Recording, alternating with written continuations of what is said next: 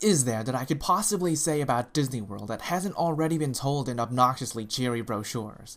I mean, it's exactly what I hoped it would be, a brilliant masterpiece of human culture, of consumerism and multimedia in a package that lacks for subtlety, but has an overabundance of perfect cookie-cutter details.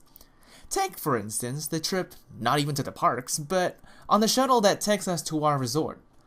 They showed a stupid video talking about fancy ways to spend more of our money, starring the classic Disney characters, and it was cloying and saccharine and childish. And yet, for some reason, I couldn't help but laugh, genuinely, at all of the cute jokes. And that's pretty much the thing that marks our entire trip.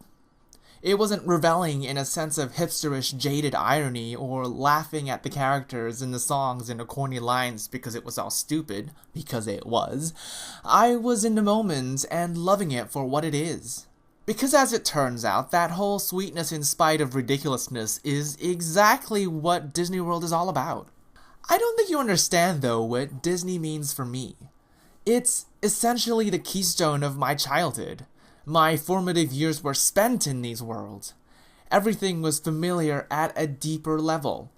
Being there, walking down the perfect streets, past the perfect little gardens and the precise little houses, it honestly felt like revisiting my hometown. Even stuff that I hadn't even seen before, the Haunted Mansion and Epcot and all that, it all felt like discovering new parts of the very core of myself. And that's stupid. I should know that it's stupid.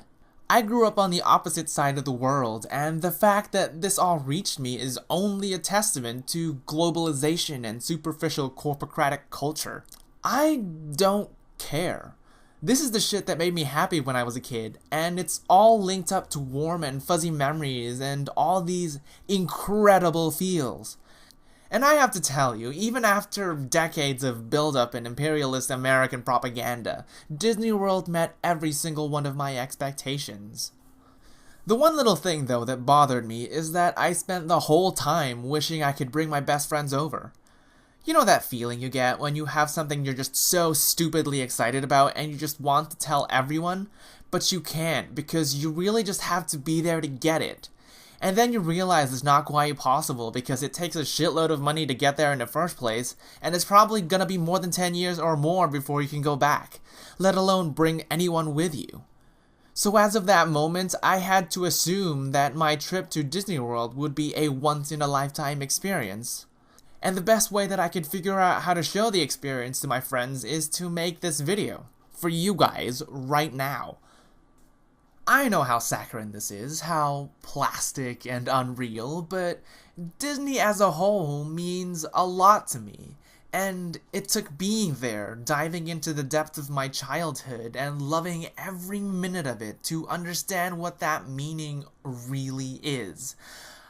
I guess what I'm trying to say is that sometimes you don't really need to go all that deep to rediscover parts of who you are.